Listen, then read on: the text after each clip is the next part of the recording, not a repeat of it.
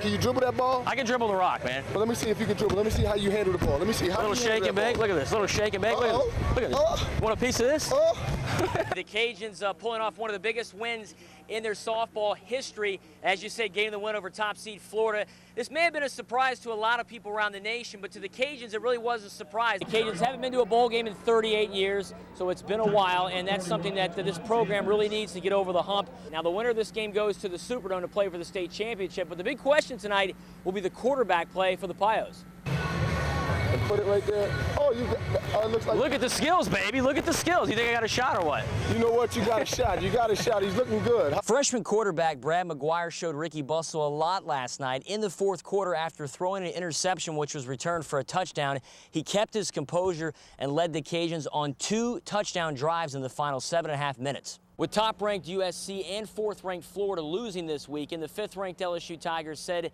they didn't overlook Mississippi State, but they knew they were going to be in for a hard-fought game. Beautiful night for racing here at Evangeline Downs. It's Legends Night, and of course, all the action sports-wise is right here tonight. The Hornets outscoring the Spurs 28-11 and running away with another victory. It's ironic that these two teams just played 2 weeks ago.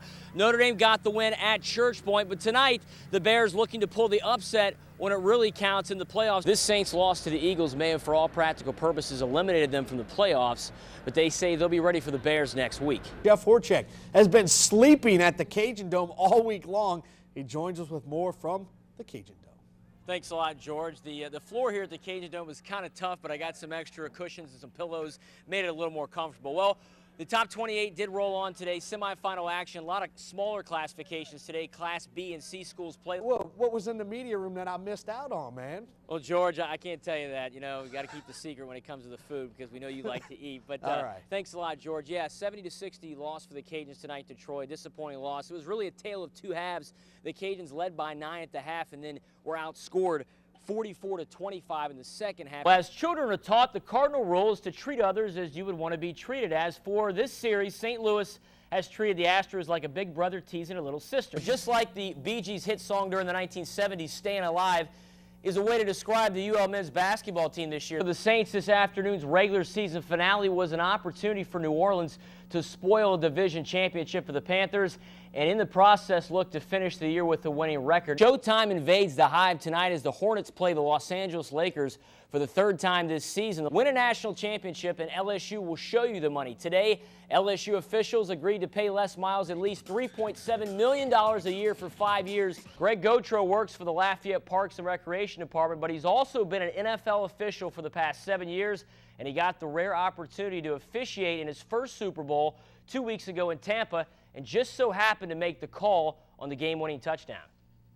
Roethlisberger has time, throws to the back of the end zone, and it is off for a touchdown by Holmes. It took Greg Gautreaux 34 years of officiating to finally get to that one moment when the whole world was looking to him for the call, and as expected, field judge number 80 came through in the clutch.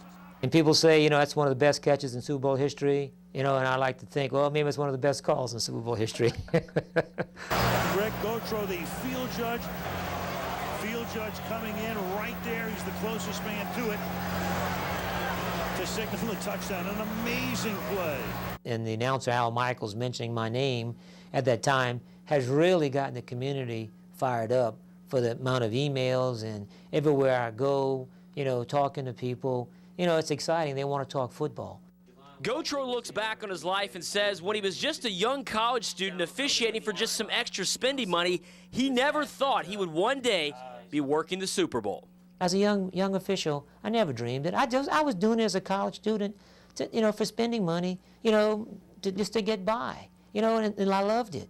Some people play golf, you know, for a hobby, you know, and it costs them money. I started officiating for a hobby, you know, and I brought home money. To sum it all up, you could say Greg Gautreaux is just living the dream. I'm proud to talk about it. I'm excited to talk about it because, you know, I think it's important.